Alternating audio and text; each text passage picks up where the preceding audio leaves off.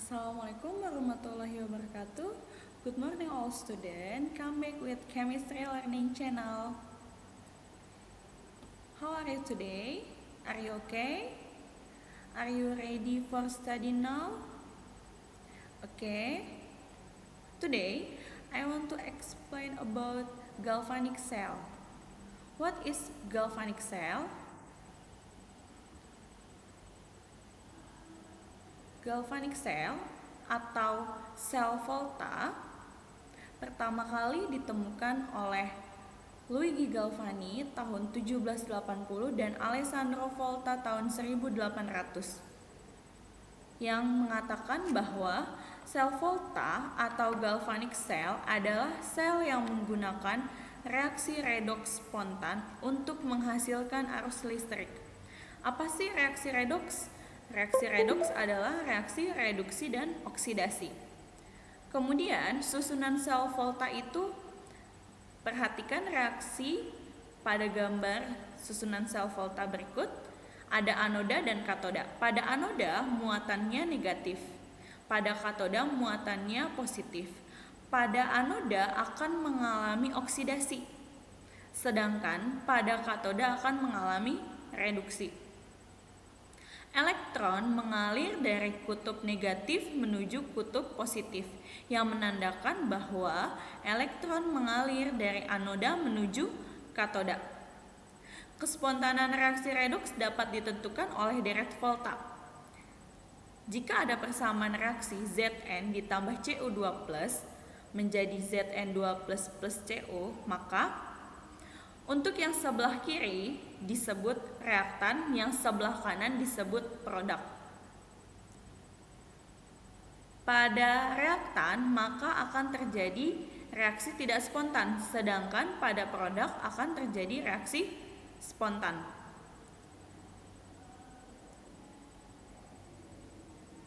Untuk menetralkan muatan pada anoda dan katoda, akan ada jembatan garam yang berfungsi untuk menetralkan anoda dan katoda. Bagaimana menulis penulisan notasi sel? Yang pertama, pada anoda reaksi akan terjadi oksidasi. Diletakkan di sisi kiri 2 garis tegak, sedangkan katoda diletakkan di sisi kanannya. 2 garis tegak tersebut melambangkan jembatan garam. Untuk satuannya menggunakan konsentrasi larutan yang dinyatakan dengan molar. Beda potensial dituliskan dengan lambang NO sel dan dinyatakan dengan satuan volt.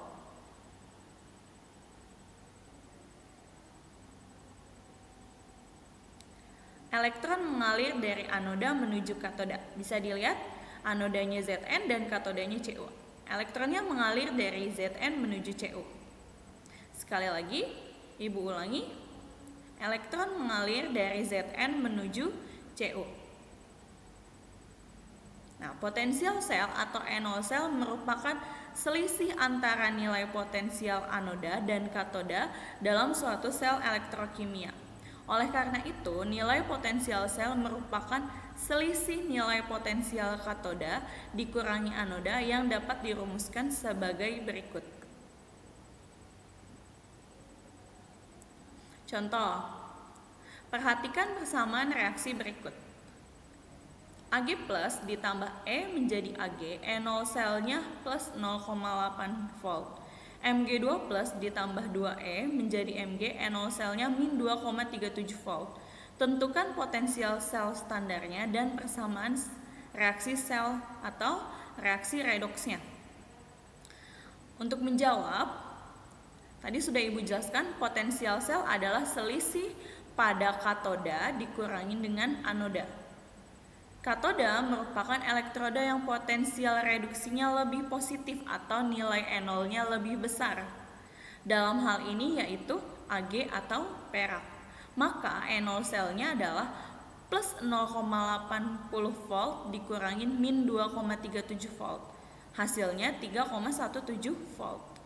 Sedangkan pada katoda yang mengalami reduksi adalah potensial reduksi yang positif, berarti yang E0-nya lebih besar. Maka ditulis lebih dahulu Untuk 2 Ag plus ditambah 2 elektron menjadi 2 Ag. E0 selnya plus 0,80 volt. Untuk anoda mengalami oksidasi, reaksi Mg-nya karena potensial selnya kecil atau negatif, reaksinya dibalik, maka menjadi Mg2 plus ditambah 2 elektron E0-nya plus 2,37 volt.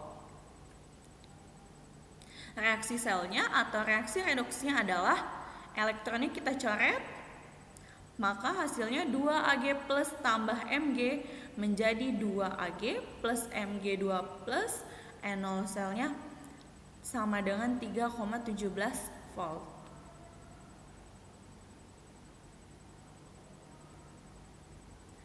Nah, apa aja sih contoh sel volta dalam kehidupan sehari-hari? Yang pertama aki, kedua ada baterai, yang ketiga ada baterai alkalin, yang keempat ada baterai lithium ion, yang terakhir ada sel bahan bakar. Ibu akan menjelaskan bagaimana fungsi dan kegunaan sel volta dalam kehidupan sehari-hari. Yang pertama yang biasa kita pakai sel kering atau sel Leclanche yang dikenal dengan batu baterai. Batu baterai ini adalah batu baterai yang dalamnya berisi karbon. Kenapa karbon, Bu? Karena komponen utamanya adalah C, grafit, dan anodanya adalah logam Zn atau zinc. Pada batu baterai karbon, di dalamnya terdapat campuran MnO2, serbu karbon, dan NH4Cl. Persamaan reaksinya adalah 2MnO2 plus 2H plus 2 elektron menjadi Mn2O3 plus H2O. Pada anoda, karena terdapat logam Zn, maka Zn menjadi Zn2 plus 2E. Maka reaksi selnya seperti biasa, elektronnya kita coret, hasilnya 2MnO2 tambah 2H plus tambah Zn menghasilkan Mn2O3 plus H2O plus Zn2 plus. Nah, yang kedua ada aki.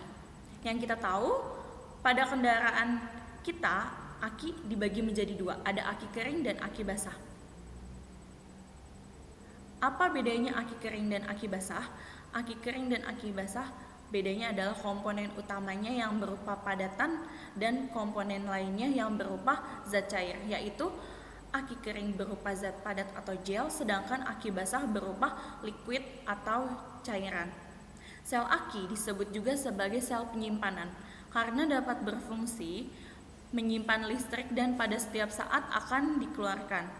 Anodanya terbuat dari logam Pb atau timbal dan katodanya terbuat dari logam Pb yang dilapisi oleh PbO2. Reaksi pada aki di anoda adalah Pb ditambah SO4 menjadi PbSO4 ditambah 2 elektron. Katodanya PbO2 ditambah SO4 ditambah 4H plus tambah 2 elektron menjadi PbSO4 plus 2H2O.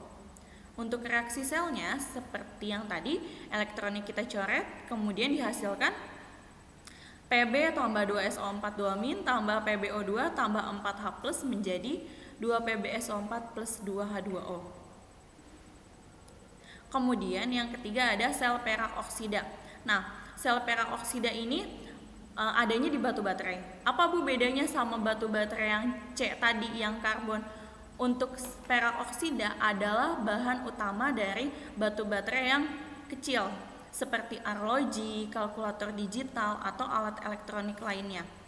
Nah, di anodanya terdapat logam Zn atau zinc dan di katodanya perak. Makanya disebut sel perak oksida. Untuk reaksi selnya, Zn ditambah Ag2O plus 2H2O menjadi ZnOH2 plus 2Ag. Yang keempat ada sel nikel kadmium. Nah, untuk nikel kadmium merupakan sel kering yang dapat diisi kembali atau rechargeable. Anodanya terbuat dari kadmium atau Cd dan katodanya berupa pasta Ni2O3. Nah, sel nikel kadmium ini, kalau kalian pernah tahu dulu ada handphone Asia, handphone zaman-zaman dulu yang Motorola dan lain-lain. Nah, handphone zaman dulu itu komponen utama batu baterainya adalah sel kering nikel kadmium. Beda sama handphone zaman sekarang. Kalau handphone zaman sekarang yang ditanam itu, baterainya itu terbuat dari lipoli. Apa sih lipoli, Bu? Lithium polimer. Beda lagi dengan batu baterai yang removable atau yang bisa kalian ambil. Nah, kalau batu baterai yang bisa kalian ambil atau dilepas itu namanya lithium ion.